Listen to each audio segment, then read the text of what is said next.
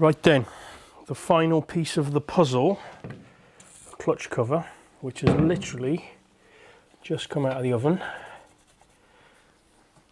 Give that a wipeage, trying to work around this camera, which is quite difficult.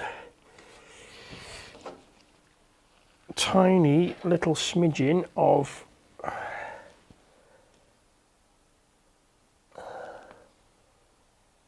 three bond on the gasket join. New gasket. Hold your horses, is that the right way? Yes.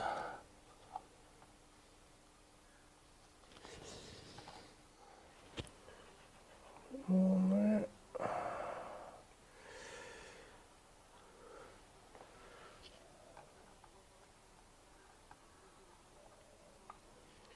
And then the cover. So the cover has come out really nicely.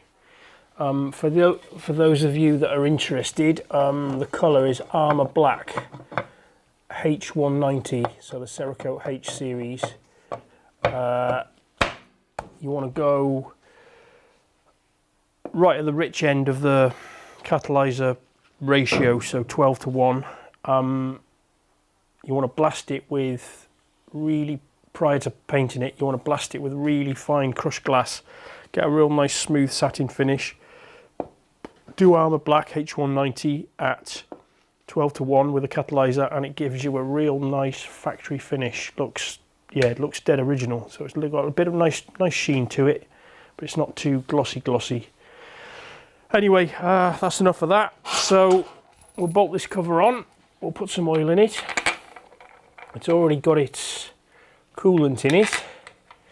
And then what we'll do is we'll crank it without the fuel tank on, so the pump isn't running, so it hasn't got fuel. You could have the tank on and just have the pump disconnected.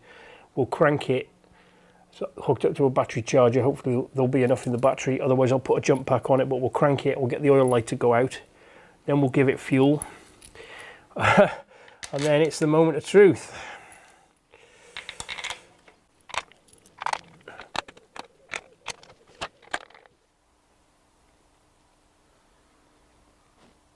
Right, okay guys, so we're doing this, I'm going to crank it now to get oil pressure. We're doing this a little bit arse about face, in that ideally you'd want to be cranking it without the spark plugs in it.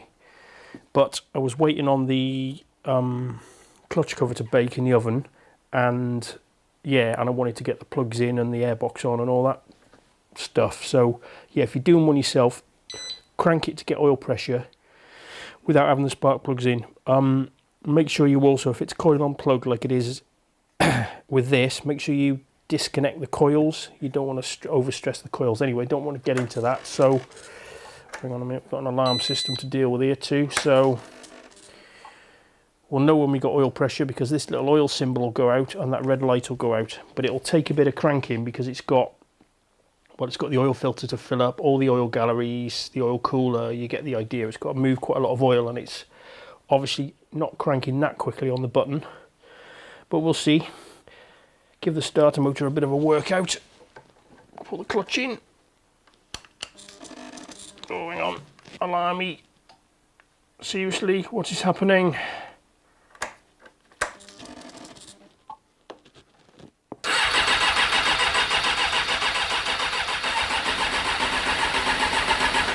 That's it then.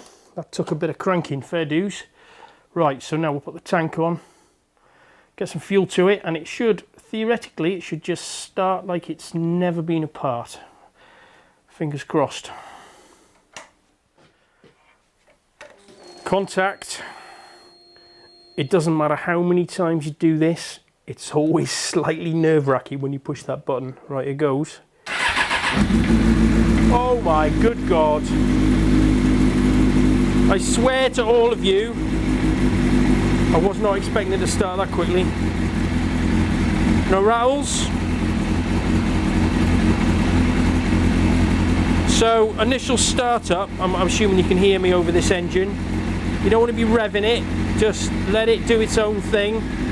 Start having a quick squint, see if there's any obvious leaks, which there shouldn't be. I'm pretty confident.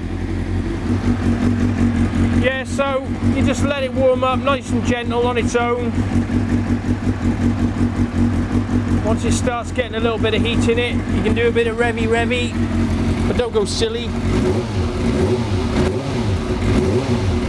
You want to be checking to see if the water's going round, you know, the rad's getting hot, all the pipes are getting warm. So I'm going to get it up to, looking at the dashboard, I'll get it up to about 80 degrees. I'll knock it off, I'll let it cool down a bit, I'll recheck the water, check the oil level, just have a proper look round, make sure there's no leaks.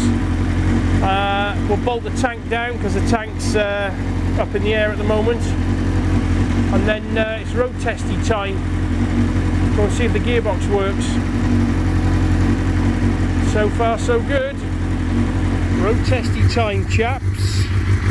So it's been brought up to temperature and cooled down a couple of times, double check the water, the oil level, no leaks anywhere. It's actually the following day, I didn't get a chance to ride it after that last little bit, so I had a cold start as well. And today it's absolutely beautiful weather, so perfect for a bit of road testage. Yeah, all seems well.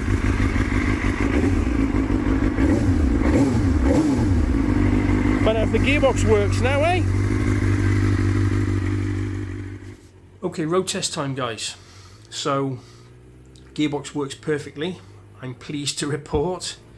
The noise that we had from the clutch initially in part one, that's all gone away now. The engine's super quiet, no rattles, held a constant temperature, you know, no issues with oil pressure, anything horrible like that.